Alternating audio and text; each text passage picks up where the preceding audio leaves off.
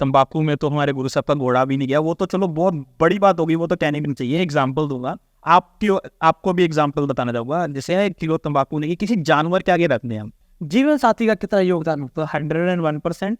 बाद में हस्बैंड का आता है, पहले वाइफ का। जब तक हल्लाशेरी नहीं मिलेगी, आपको खाना बना के भाभी नहीं देगी, तब आप कैसे आओगे? आपकी बॉडी में एनर्जी कैसे आएगी? तो मैं तो अपने रेस्टोरेंट में स्टाफ भी नहीं रखा, मैं और मेरी वाइफ ही होते हैं, वो भी पीछे बैठे हैं, काम कर रहे हैं, जैसे ऑर्डर आता है बनाते हैं। जब मैं नहीं होता, जैसे अब इस अवार्ड के लिए मैं गया था, तो उन्होंने बोला कि चलो ठीक है, कोई नहीं, आप बाहर का काम कराए। देखो बर्गर चाचू नहीं घर में पोछा लगा लो और किचन में हाथ बटा लेते हैं। मैं करता हूँ सर, करता हूँ, क्यों नहीं। इसमें देखो, किचन में घर की में नहीं करता, यहाँ करता हूँ।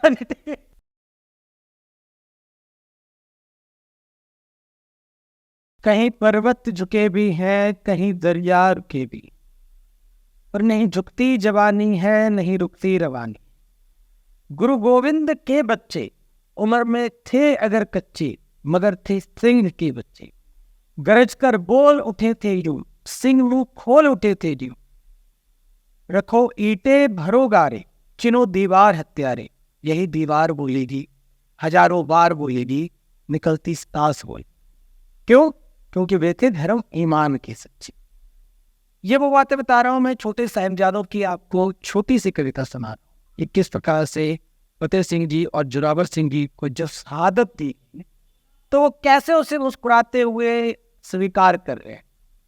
और ये उनकी जो कहानी है, उनकी जो शहादत है, वो लाखों ही नहीं अपितु करोड़ों नौजवानों को एक प्रेरणा नहीं कि नहीं झुकती जवानी है और नहीं रुकती रवानी। अगर आप झुक रहे हो तो वो जवानी नहीं है। और इसका सीधा सीधा तात्पर्य मैं जोड़ता हूं किसी से, शरण जी से।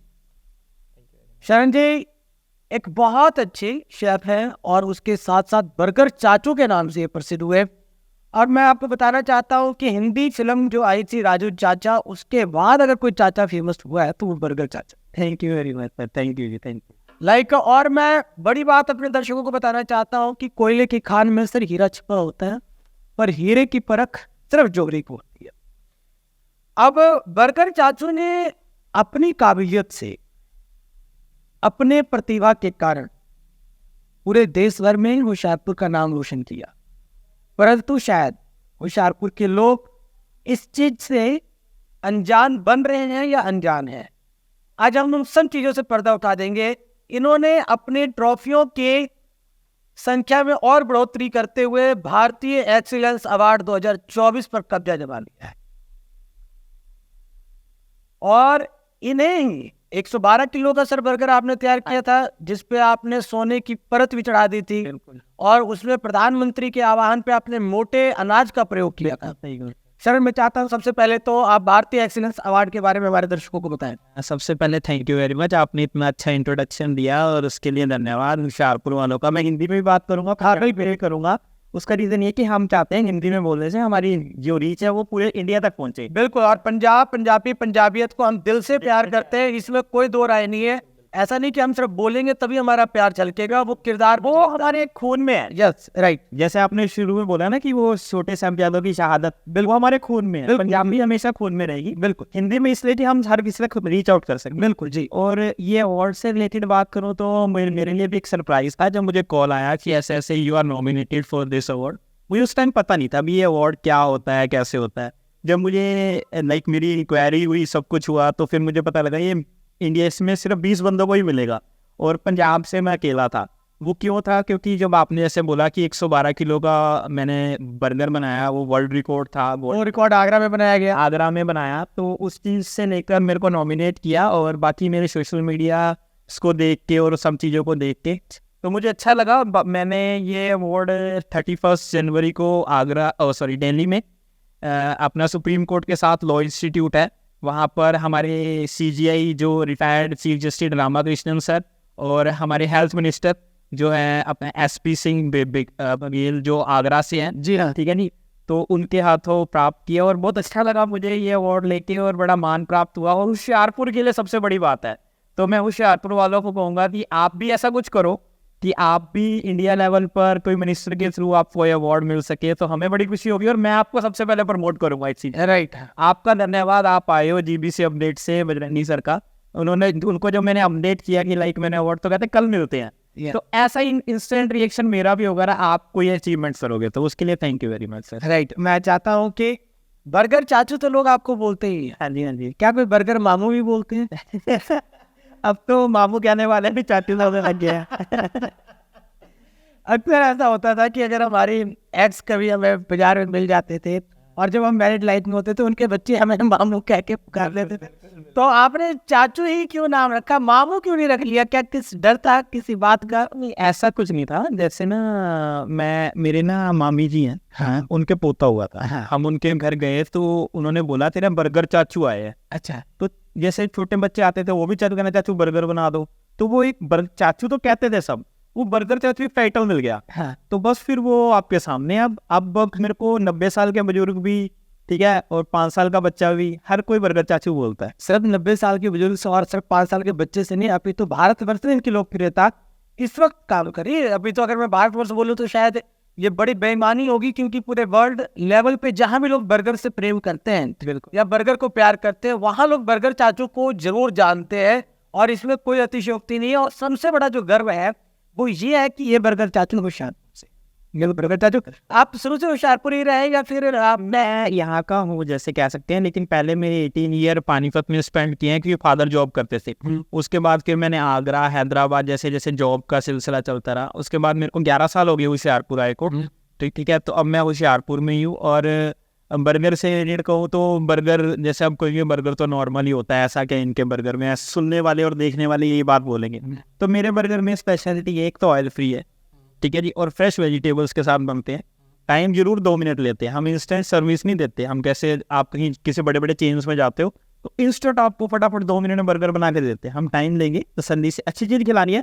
सब्र का फल मीठा होता है, जैसे हम पहले बात कर रहे थे कि किसान 6 महीने इंतजार करता है। राइट, ठीक है ना, तो वो इंतजार का जो उसका सब्र का फल होता है ना, वो मीठे से, शक्कर से ज़्यादा शहद से भी मीठा मिलता है।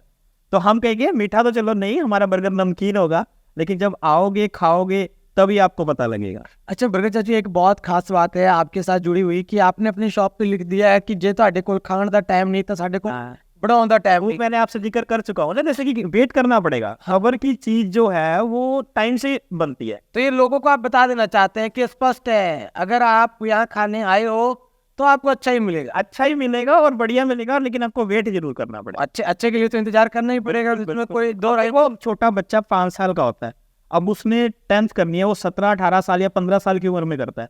वो एक फर्स्ट क्लास का बच्चा, उसको 10 साल लगेंगे ना। टाइम तो लगता है हर एक चीज को, हमारी चीज को प्रोसेस। अब देखो ऐसा होता है, आप कई के रेस्टोरेंट में जाते होगे, वो सब्जी लाते हैं, पानी से धोई और शुरू कर दिया काम।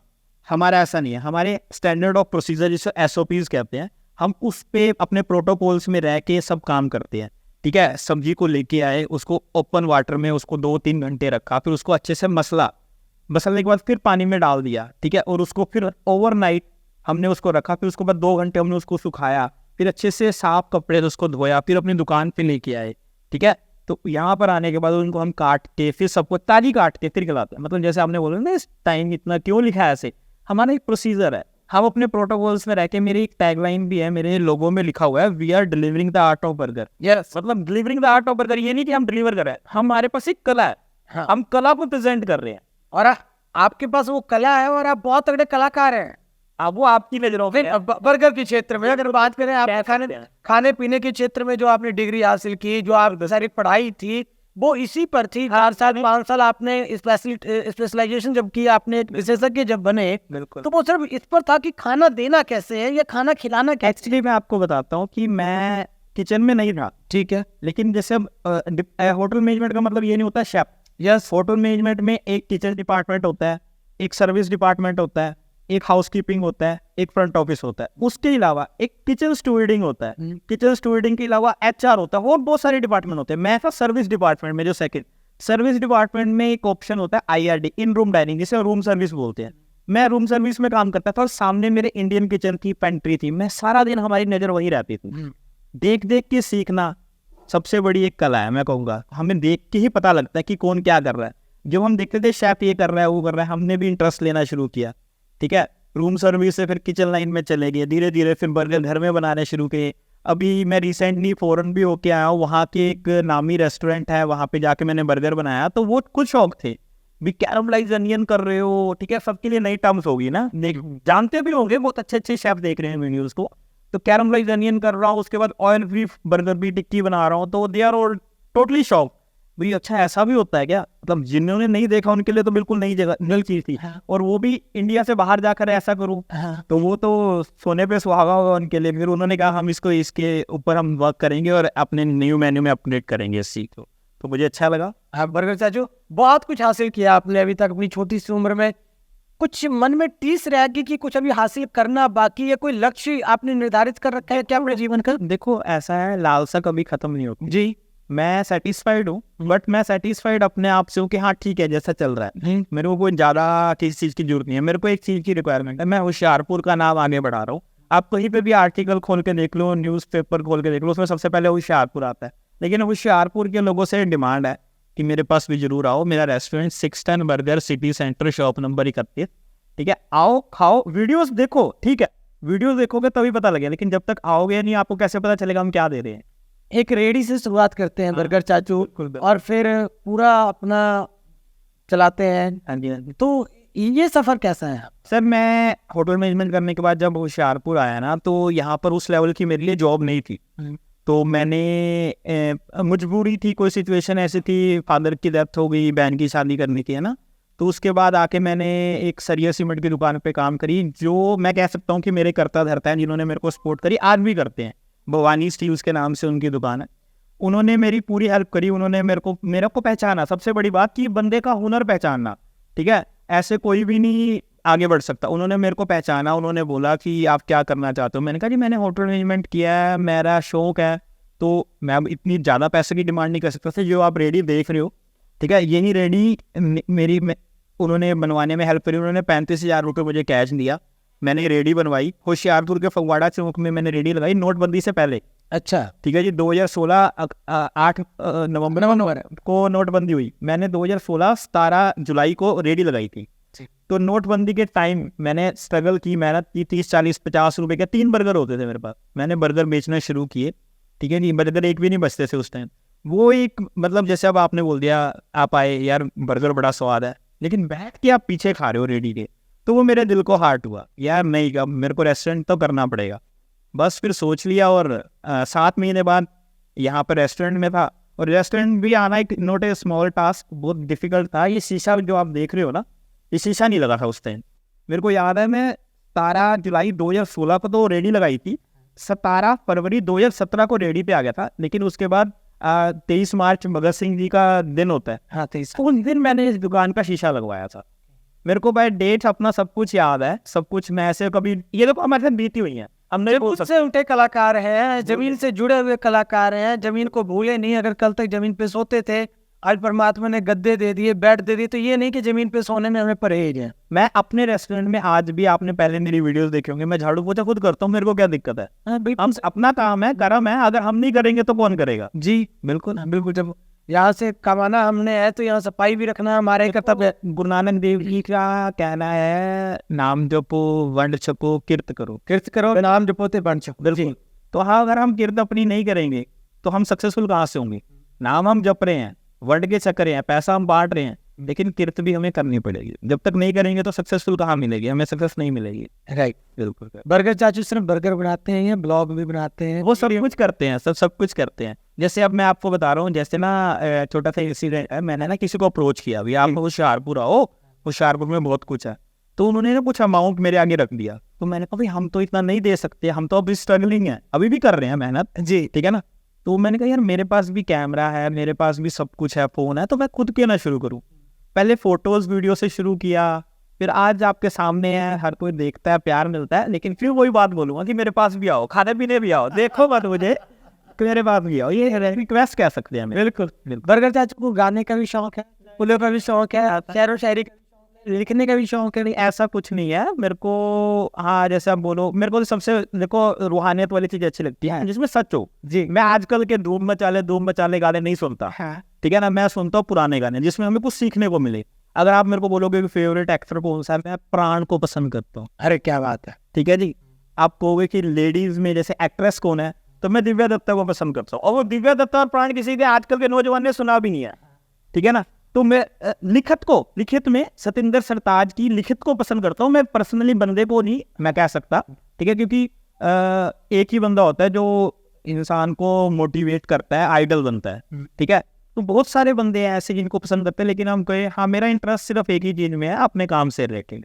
अब मुझे रात को 10 बजे बोलोगे मैं काम करूंगा, लेकिन काम से काम, ये नहीं कि नजायज काम, वो नहीं कर सकते। अच्छा हाँ मेरे प्राण जी के कोई डायलॉग जो आपके दिल को मेरे को ना उनका सबसे अच्छी जो चीज लगती थी जिससे मैं उनका फैन हुआ, अमिताभ बच्चन जी के साथ उनका एक गाना था, यारी है ईमान मेरा यार मेरी जिंदगी।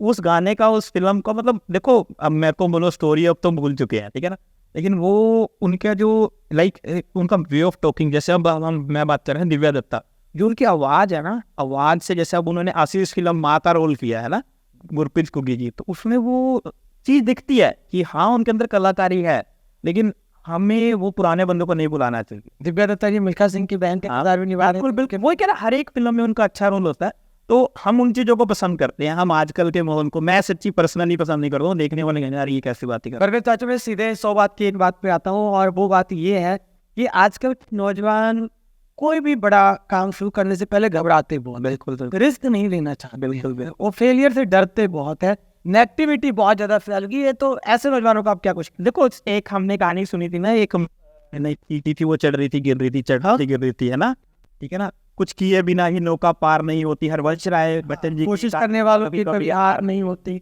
लहरों से डर कर नैयारों पार नहीं होती, बिल्कुल नन्ही चींटी जब दाना लेकर चढ़ती है, गिरती 100 बार फिसलती फिर एक बार चढ़ती है, क्योंकि बिना कुछ किए ही जय जयकार नहीं होती, और कोशिश करने वालों हरवंश राय बच्चन जी ने बहुत हरवंश राय बच्चन जी, मैं ये चीजें देखो आपने ये कितनी पुरानी लिखित है, मैं ये चीजें सुनता हूँ, इससे एडमायर हूँ, तो मैं ही कहूँगा कि कुछ करो, जब तक नहीं करोगे हाँ ये भी ना सोचो कि यार बर्गर चाहते हो तो बर्गर का हम भी बर्गर का करें, अपने आप का हुनर पहचाना।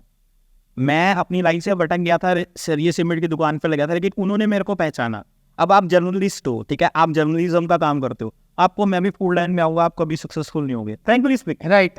आपको अपनी जर्नलिज्म में क्या अनोखा करना पड़ेगा कि आप उस लेवल पे पहुंचो जहां पर आपको लोग जाने। तो अपने आप को, पहले भी वीडियोस में मैं कह चुका हूँ कि अपने आप को पहचानो, अपने आप को निखारो, अपने आप को धो घिसो, तब आपको पता लगेगा आप क्या कर सकते हो। अपने फील्ड में जाओ, ठीक है, और उसमें जाने के लिए वो आपका ही दिमाग लग सकता है, मेरा या आपका या कैमरामैन या और देखने वालों का नहीं लग सकता। अपने आप को, जैसे हीरे को ये पहचानने के लिए जौहरी की जरूरत होती है ना, तो अपने जौहरी खुद बनो, मैं तो ये कहूँगा। बड़ी बात आप कह रहे हैं। अंत में हमारे दर्शकों को कुछ मैसेज देना चाहेंगे आप? हाँ बिल्कुल, मैसेज यही देना चाहूँगा कि देखो जो नशा है ना सबसे गलत चीज़ है, और तंबाकू में तो हमारे गुरु साहब का घोड़ा भी नहीं गया, वो तो चलो बहुत बड़ी बात होगी, वो तो कहने भी नहीं चाहिए। एग्जाम्पल दूंगा आपको भी एग्जाम्पल बताना चाहूँगा, जैसे 1 किलो तंबाकू नहीं, किसी जानवर के आगे रखते हैं हम, ठीक है, जानवर सूंघता नहीं है, लेकिन हम इंसान उसको मुंह में डालते हैं, तो नशा, ठीक है। तो अकबर बिरबल की एक और घटना थी सर, कि जब बिरबल अकबर को ले गए बगीचे में घुमाने, तो उनको तंबाकू खाने का शौक था, एक तंबाकू नहीं खाते थे, और गधा वो घूम रहा था वो तंबाकू के खेत में, तो बिरबल ने अकबर को बोला कि देखिए गधे भी तंबाकू नहीं खाते। देखो तो अकबर ने ये कहा कि गधे ही तंबाकू नहीं खाते। नहीं गधे नहीं, जानवर कोई भी नहीं खाता। हम किसी भी, देखो अब मैं बोलना नहीं चाहूंगा, इतने गंदे जानवर है, इतने अच्छे जानवर है, अगर हम उनके आगे रख दें वो साइड से निकल जाएंगे, राइट, ठीक है ना, तो हम इंसान उस चीज को खा रहे हैं। संदेश ये है कि नशे से दूर रहना है। हाँ बिल्कुल, और अपनी जिंदगी को संवारना है। हम कलंक पे लग चुका है पंजाब के ऊपर ठप्पा कि ये नशे का है, तो हम इस कलंक को हटाना चाहते हैं, इसको हटाने के लिए हमें नशा छोड़ना पड़ेगा। बर्गर चाचू, किसी भी व्यक्ति की सफलता में, विवाहित व्यक्ति की सफलता में उसके परिवार का कितना योगदान होता है, जीवन साथी का कितना योगदान होता है? 101%। बाद में हस्बैंड का आता है, पहले वाइफ का। जब तक हल्लाशेरी नहीं मिलेगी, आपको खाना बना के भाभी नहीं देगी, तब आप कैसे आओगे, आपकी बॉडी में एनर्जी कैसे आएगी? तो मैं तो अपने रेस्टोरेंट में स्टाफ भी नहीं रखा, मैं और मेरी वाइफ ही होते हैं, वो भी पीछे बैठे हैं, काम कर रहे हैं, जैसे ऑर्डर आता है बनाते हैं। जब मैं नहीं होता, जैसे अब इस अवार्ड के लिए मैं गया था, तो पूरा दिन मैं बाहर था, तो पीछे रेस्टोरेंट तो चलाना ही था, रेस्टोरेंट तो बंद नहीं कर सकते क्योंकि हम तो इतने लैंडलॉर्ड नहीं है, देखो फ्रैंकली स्पीकिंग, है ना। तो काम करने के लिए कुछ तो करना पड़ेगा, तो उनको अपने सिखा दिया, और वाइफ का पूरा योगदान होता है जी, हम कैसे कहते नहीं होता। ये डरने वाली है वैसी बात नहीं है। जब तक आप 2 बंदे हो, देखो बच्चे का सहारा मदर फादर होते हैं, अगर बच्चे का मदर फादर एक जना ना हो तो बच्चे की लाइफ डिस्टर्ब हो जाए। तो ऐसी हस्बैंड और वाइफ की लाइफ जिंदगी में वाइफ का भी बहुत बड़ा रोल होता है और हस्बैंड का भी बहुत बड़ा रोल। एक हस्बैंड का क्या रोल मानते हैं धर्मपत्नी के? हाँ बिल्कुल, बहुत बहुत अच्छा है। जैसे अब मैंने आज सुबह मैं कह रहा था कि आप मेरा ये काम कर दो, मैं पोछा लगा दूँ ठीक है, तो उन्होंने बोला कि चलो ठीक है कोई नहीं, आप बाहर का काम कराए। देखो बर्गर चाचू नहीं घर में पोछा लगा लो करता हूँ। किचन में हाथ बटा लेते हैं। मैं करता हूँ सर, करता हूँ, क्यों नहीं। इसमें देखो किचन में घर की में नहीं करता, यहाँ करता हूँ ठीक है, जब जरूरत पड़े कहीं बाहर जाए कर ले। तो मैं दर्शकों को भी इसी के मार्ग दिखाना चाहता हूँ कि ऐसा नहीं है कि जो हमारी पत्नी अगर आ गई है तो उन्होंने एक ठेका ले रखा है, नहीं जी वही सारा काम करेंगी तो और हम बिल्कुल जाके बेड पे रेस्ट करेंगे, आराम करेंगे, तो शायद हम कहीं ना कहीं उन्हें समानता का अधिकार नहीं दे रहे। अगर कल यहाँ पर मैं नहीं था तो सब कैश इन्होंने देखा, काम इन्होंने किया, परचेजिंग इन्होंने की, मार्केट से सामान इन्होंने मंगाया, तो जब ये मेरा रोल प्ले कर सकते तो हम क्यों नहीं कर सकते? बिल्कुल ठीक है, हमें शर्म नहीं करनी चाहिए। बहुत बहुत धन्यवाद बर्गर चाचू, आप हमारे साथ जुड़े और इस तरह के अन्य कार्यक्रम के लिए भी आप हमारे साथ बने रहें, क्योंकि हम आपको हीरो से मिलवाने जाते हैं और ऐसे हीरो से जिसकी चमक पूरी दुनिया में दिखती है। कैमरामैन जितेंद्र प्रेस के साथ मैं Bajrangi Pandey, Jimmy update. An excellent coaching point in IELTS and spoken English. Also expert in study and visitor visa. Government approved. SS Group. Session Chowk, Hoshiarpur.